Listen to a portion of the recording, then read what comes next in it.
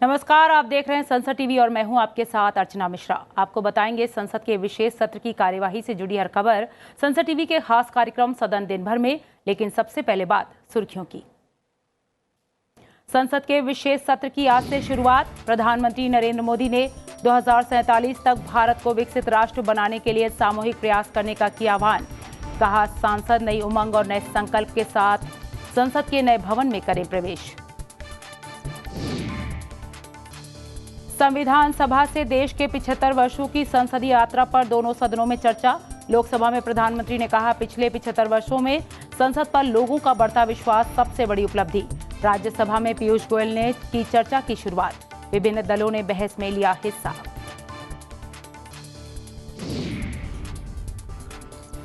लोकतंत्र में व्यवधान की रणनीति का समर्थन नहीं। राज्यसभा सभापति जगदीप धनखड़ ने कहा, लोकतांत्रिक मूल्यों को बढ़ावा देने के लिए है सदन। संसद के पुराने भवन को विदाई देने के साथ ही कल से नए भवन में होगी बैठकें।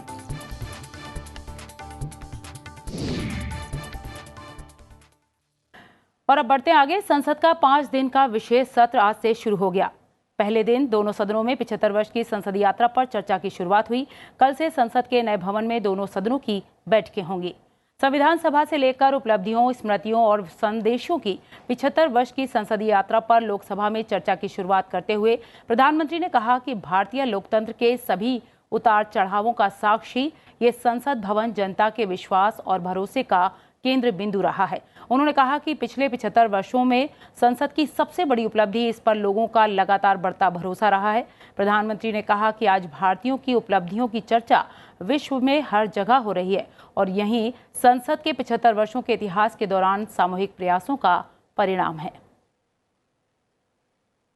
राज्यसभा में भी 75 वर्षों की संसदीय यात्रा पर आज चर्चा शुरू हुई। चर्चा की शुरुआत करते हुए राज्यसभा में सदन के नेता पीयूष गोयल ने कहा कि सदन की गरिमा तभी बढ़ेगी जब देश हित और जनहित को सबसे ऊपर रखा जाए।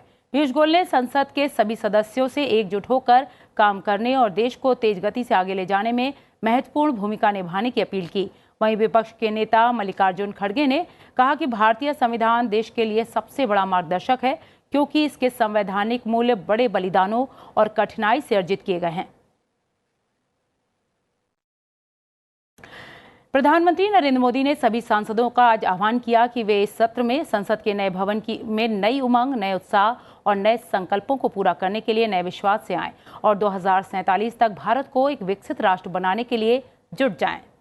प्रधानमंत्री ने संसद के विशेष सत्र के पहले संसद भवन परिसर में मीडिया से बात करते हुए कहा कि इस समय सारे देश में उमंग का माहौल है और एक नया आत्मविश्वास हम सभी महसूस कर रहे हैं। उसी समय संसद का ये सत्र हो रहा है। ये सत्र छोटा है लेकिन समय के हिसाब से बहुत बड़ा है। ऐसे अनेक एक के बाद एक भारत के गौरव को बढ़ाने वाले, एक प्रकार से उत्सव का माहौल, उत्साह का माहौल, उमंग का माहौल और सारे देश में एक नया आत्मविश्वास हम सब अनुभव कर रहे हैं। उसी समय संसद का ये सत्र, इस पार्श्वभूमि में संसद का ये सत्र, ये सही है कि सत्र छोटा है, लेकिन समय के हिसाब से ये बहुत बड़ा है। ऐतिहासिक निर्णयों का एक सत्र है।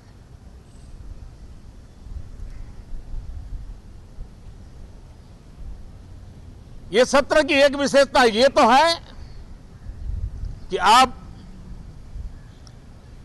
75 साल की यात्रा हम नए मुकाम से आरंभ हो रही है।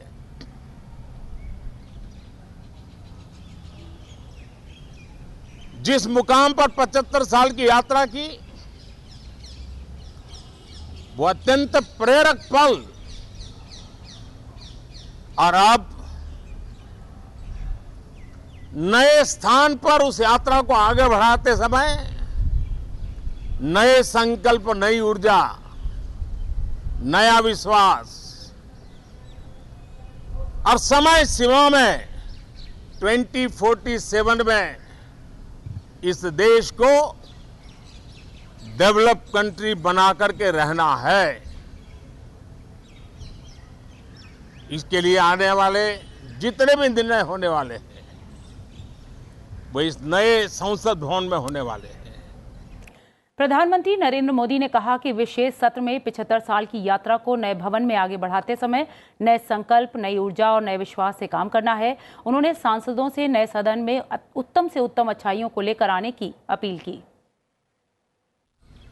मैं सभी आदरणीय सांसदों से आग्रह करता हूं कि छोटा सत्र है, ज्यादा से ज्यादा समय उनका मिले, उमंग और उत्साह के वातावरण में मिले। रोने धोने के लिए बहुत समय होता है, करते रहिए।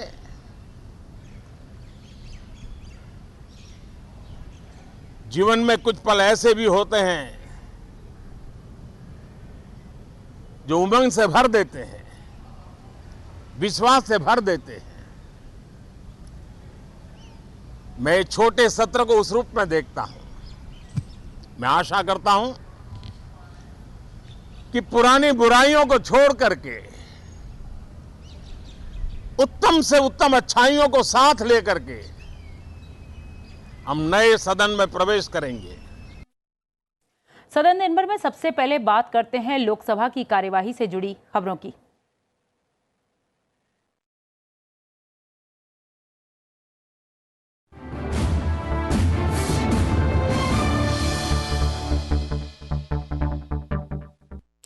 संसद का विशेष सत्र आज से शुरू हो गया। ये विशेष सत्र 18 सितंबर से 22 सितंबर तक चलेगा। सत्र की शुरुआत में लोकसभा अध्यक्ष ओम बिरला ने सदन में कहा कि G20 के सफल आयोजन के लिए मैं पूरे देश को बधाई देता हूं। लोकसभा अध्यक्ष ने कहा कि प्रधानमंत्री नरेंद्र मोदी ने इसे आम जनों का आयोजन बना दिया।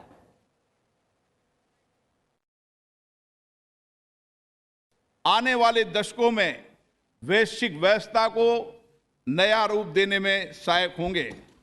माननीय प्रधानमंत्री जी के विजन और मार्गदर्शन में G20 नई दिल्ली लीडर्स समिट घोषणा पत्र को सर्वसम्मति से अपनाया गया और संवेदनशील मुद्दों पर भी सबकी सहमति बनी। विश्व स्तर पर यह स्वीकार किया गया है कि भारत के नेतृत्व एवं सक्रिय प्रयासों के कारण वैश्विक उत्तर दक्षिण के बीच दूरी के पाटने और पूर्व पश्चिम ध्रुवीकरण को नियंत्रित करने में सफलता मिली है।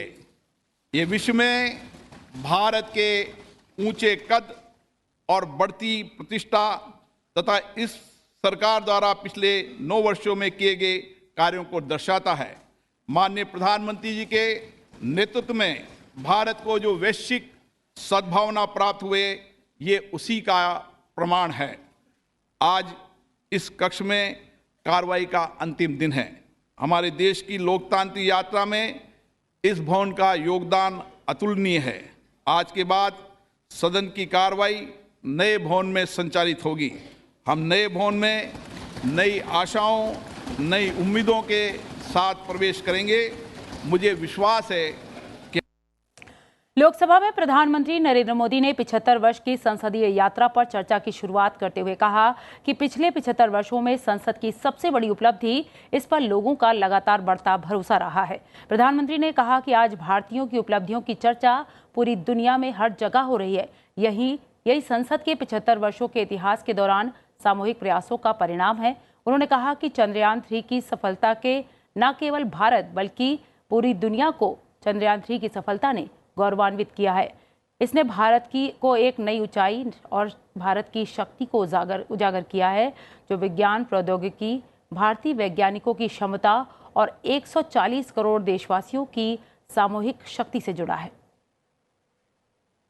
इस 75 वर्ष की हमारी यात्रा ने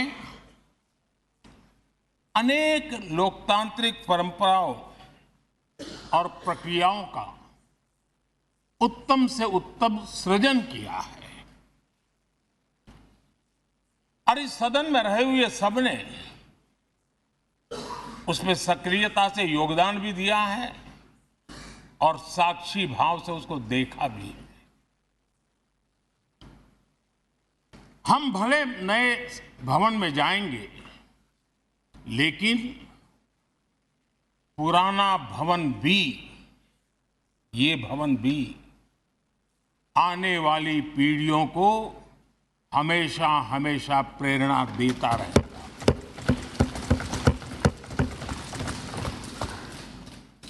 ये भारत के लोकतंत्र की स्वर्णिम यात्रा का एक महत्वपूर्ण अध्याय है, जो सारी दुनिया को भारत की रगों में लोकतंत्र का सामर्थ्य कैसे है, इसका परिचित कराने का काम इस इमारत से होता रहेगा। आदरणीय अध्यक्ष जी, अमृतकाल की प्रथम प्रभा का प्रकाश राष्ट्र में एक नया विश्वास, नया आत्मविश्वास, नया उमंग, नए सपने, नए संकल्प और राष्ट्र का नया सामर्थ्य उसे भर रहा है। प्रधानमंत्री ने कहा कि यह सदन कई ऐतिहासिक पलों का गवाह रहा है। इसने अनुच्छेद 370 को भी हटते देखा। One nation, one tax, one rank, one pension, गरीबों के लिए 10% आरक्षण भी इसी सदन में देखे गए। यही सदन है कैंटीन में मिलने वाली सब्सिडी, जो बहुत कम पैसे में खाना मिलता था, इसी सदस्यों ने उस सब्सिडी को भी खत्म कर दिया और पूरा पैसा देकर के अब कैंटीन में खाते हैं।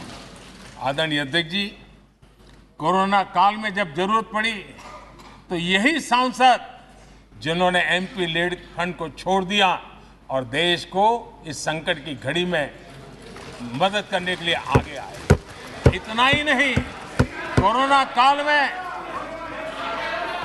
काल में इसी सदन के सांसदों ने अपने तनख्वाह में 30% कटौती की और उन्होंने देश के सामने आए हुए संकट में अपनी बहुत बड़ी जिम्मेवारी निभाई। आदरणीय अध्यक्ष जी, हम गर्व से कह सकते हैं, ये सदन में बैठे हुए लोग भी कह सकते हैं, हमारे पूर्वज जो सदन में बैठे थे वो भी कह सकते हैं कि हम ही लोग हैं जिन्होंने हम पर डिसिप्लिन लाने के लिए हमारे यहाँ जनप्रतिनिधित्व कानून में समय समय पर कठोरता बरती। नियम हमने ही लादे, हमने ही तय किया कि नहीं, जनप्रतिनिधि के जीवन में ये नहीं हो सकता। मैं मानता हूं ये जीवंत लोकतंत्र का बहुत बड़ा उदाहरण है और ये सदन ने दिया है, यही माननीय सांसदों ने दिया है और हमारी पुरानी पीढ़ी के सांसदों ने दिया है। प्रधानमंत्री नरेंद्र मोदी के संबोधन के बाद कांग्रेस के सांसद अधीर रंजन चौधरी ने कहा कि हम अपने पूर्वजों को याद करते रहेंगे। उन्होंने कहा कि सदन का ये कारवां चलता रहेगा और चलता रहेगा। Sir, Indo US nuclear deal किसकी अगुवाई में हुई बताइए? सर, इसी सदन में इस चेयर में बैठा होते हुए सोमनाथ चटर्जी साहब देश के लिए वो इंडो यूएस न्यूक्लियर बिल को समर्थन किया और अपने पार्टी को नकार दिए थे। तो ये उदाहरण है। तो ये इंडो यूएस न्यूक्लियर डील अगर नहीं होते तो आज अमेरिका देश हमारे साथ इतना जुड़ाव ना दिखाते। ये भी हमें विचार करना पड़ेगा सर। इस सदन में सर 1951 में रिप्रेजेंटेशन ऑफ पीपल्स एक्ट पारित हुई थी to ensure that people are given the right to vote. अगर वोट देने के अधिकार ना होते तो आज बाकी बात करने की हमें गुंजाइश ना मिलते। सर, दूसरा essential commodities act 1955, a law that has helped the government regulate the production, supply and distribution of essential commodities such as drugs, oil, kerosene, coal, iron, steel, pulses. Sir, तीसरा क्या हुआ? Green revolution in India 1967। 4, nationalization of bank. 14 banks were nationalized which enhanced banking infrastructure and services and created provision of cheaper credit to farmers. विशेष सत्र के पहले दिन विभिन्न दलों के सदस्यों ने भी चर्चा में हिस्सा लिया और अपने अपने विचार रखे। While looking back India 75 years, patting our backs and claiming credit to the impressive performance like Chandrayaan by individual leaders and parties is not appropriate. The success we have seen so far is success of 140 crores of people of this country. Without their support, strength, labor and commitment, nothing is possible. When she was going to hear the bill which was going to be placed on the floor of the House. Now Sonia ji has also written a letter to Honorable Prime Minister to take it up. Sir, our demand would be that in the next current new Lok Sabha building, Parliament building, let this women reservation bill be tabled and let it be passed without further delay. Party gives dictate that this is the view is to be expressed. I also follow that view. And I also follow another point, and that is we have committed ourselves to the rules and regulations of the process of the Parliament. We never jump to the well. कि भारत की संविधान सभी प्रावधानों का पूर्ण मिश्रण है और इस प्रकार प्रावधान और अनुच्छेद ही इसे राज्य का सर्वोच्च कानून बनाते हैं। संविधान के किसी भी अनुच्छेद को लागू करने और व्याख्या करने में हमेशा संविधान सभा की आत्मा पर विचार किया जाना चाहिए। संविधान निर्माताओं ने संविधान में महत्वपूर्ण प्रावधानों को शामिल करने का प्रयास किया है ताकि किसी देश में शासन कैसे होगा इस बारे में अस्पष्टता की कोई गुंजाइश न रहे। जब संसदीय प्रणाली की बात आती है तो पूरा सदन एक है, इस पर चर्चा होती है और आज इस सदन में उपस्थित विभिन्न विचारों और दलों का प्रतिनिधित्व करने वाले अपने सभी साथी सदस्यों का मैं आह्वान करना चाहूँगा कि यह गौरवशाली यात्रा सामूहिक है। माननीय प्रधानमंत्री जी ने भी कहा है कि ये साझा है और ये हमारे सामूहिक प्रयासों की कहानी है। Where the funds need to go up. India has a large budget, so why not we spend more money on the research that and the library more for research people in this thing. I think that would really make a lot of help and support to all the members of Parliament, sir. ये देश धर्मनिरपेक्ष देश के नाम से जाना जाता है। इस देश में सबको बराबरी का अधिकार है। संविधान के तहत सबको बराबरी का हक है। ये देश सभी धर्मों का सम्मान करता है, इसलिए किसी भी धर्म को ये इजाजत नहीं कि दूसरे धर्म का शोषण ये देश के अंदर करने का काम कोई व्यक्ति करे। पालनहार क्या अलग अलग हो गए? सर, ये राजनीति बहुत खतरनाक दौर से गुजर रही है, देश के लिए बहुत खतरनाक है। अगर आज हमने ये नहीं समझा तो आगे आने वाला भविष्य हमारा अंधकार में है। हमें प्यार मोहब्बत से आगे बढ़ना पड़ेगा। ये दुर्भाग्यपूर्ण बात है कि 1952 से लेकर 1971 तक भारत की संसद लगभग 120 से लेकर 130 दिन साल में मिला करती थी। 1971 से लेकर वो जो समय है वो कम होता गया और ये लगभग घटकर 2014 तक लगभग 80 से 85 दिन तक रह गया। सदन दिन भर में बात करते हैं राज्यसभा की कार्यवाही से जुड़ी खबरों की।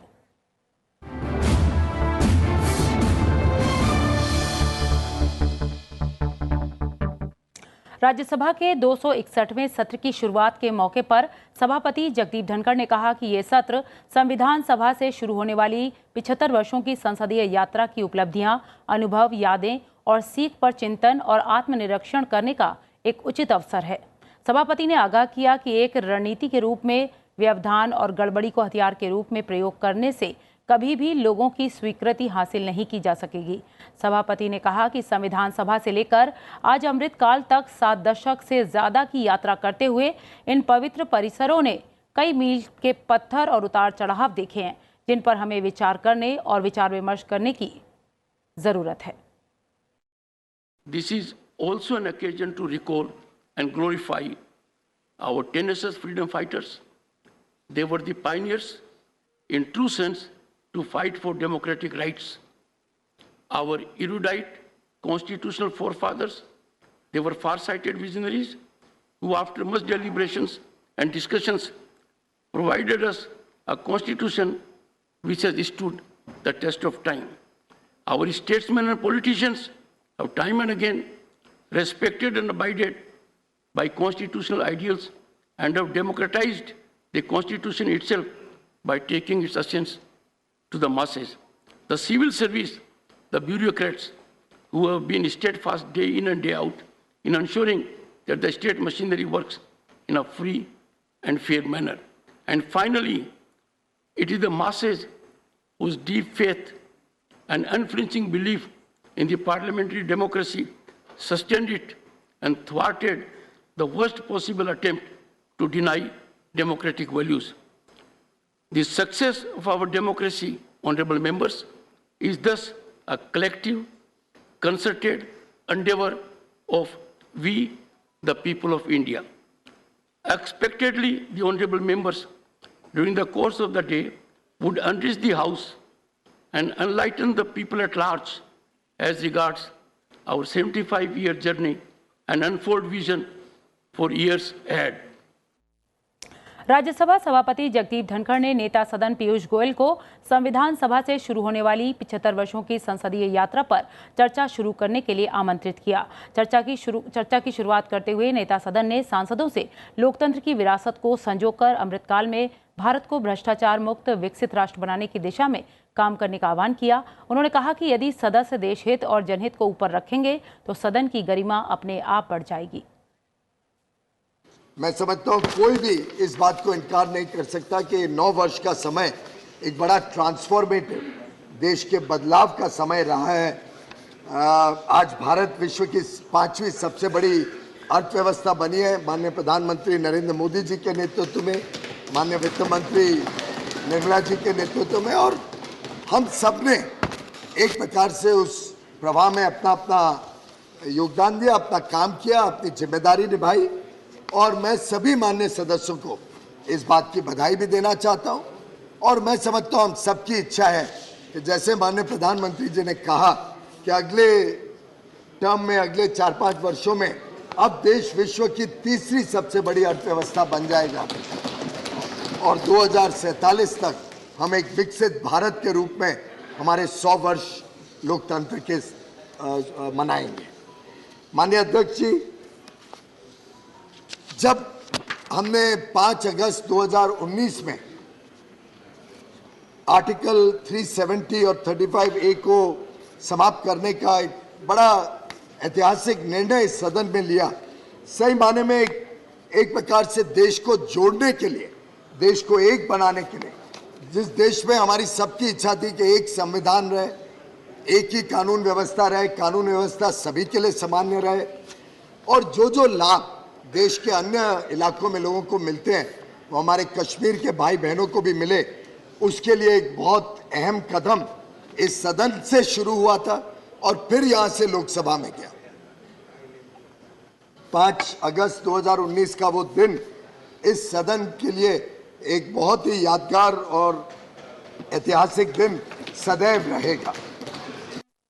राज्यसभा में विपक्ष के नेता मल्लिकार्जुन खड़गे ने चर्चा में हिस्सा लेते हुए कहा कि भारतीय संविधान देश का सबसे बड़ा मार्गदर्शक है। जो संविधान आजादी के बाद बनी और इस संविधान के तहत हम सभी को चलना है और देश के लिए हम कुछ करना है। संविधान सभा ने चुने गए विभिन्न धाराओं के लोग महान नायक थे, उसमें अपने दौर के महारथी थे, उनका बड़ा जमीनी अनुभव भी था। स्वतंत्रता, समानता, न्याय, मानवीय गरिमा और लोकतंत्र उनकी नसों में समाया था, क्योंकि उसके लिए ही तो वो लड़ रहे थे।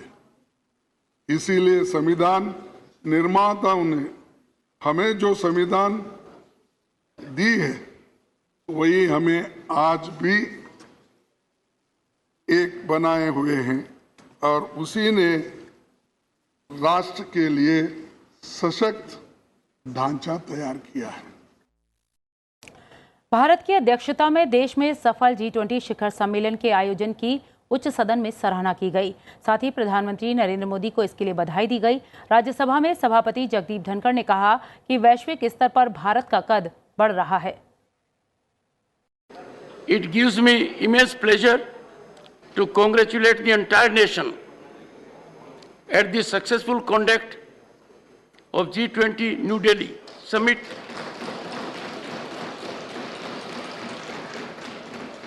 that has filled the heart of every Indian with pride and raised the leadership stature of the country at global level. I laud the Prime Minister's vision that made it truly people's G20.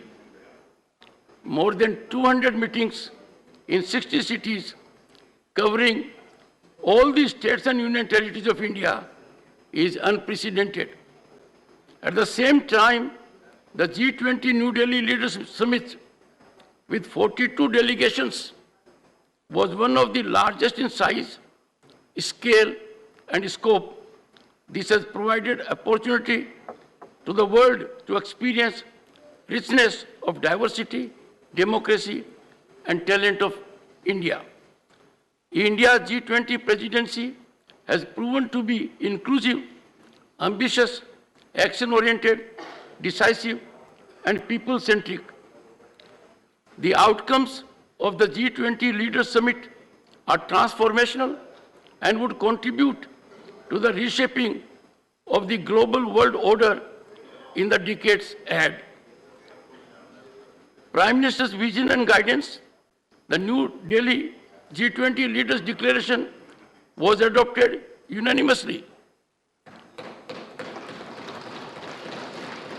and with consensus, including on difficult issues.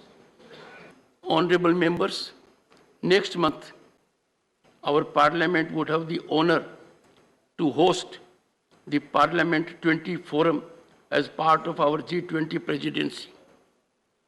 I request each member of this august House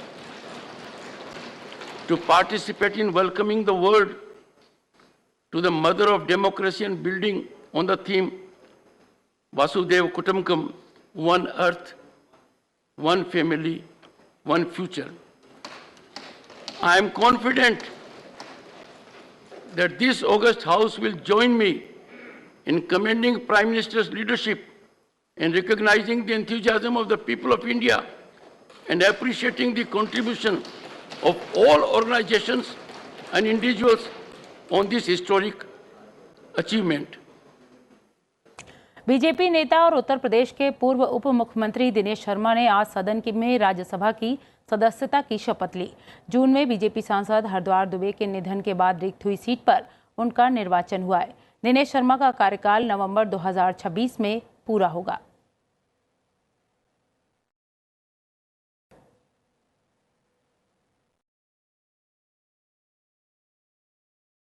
तो कार्यक्रम सदन दिन भर में आज के लिए बस इतना ही। मुझे दीजिए इजाजत और आप देखते रहिए संसद टीवी। नमस्कार।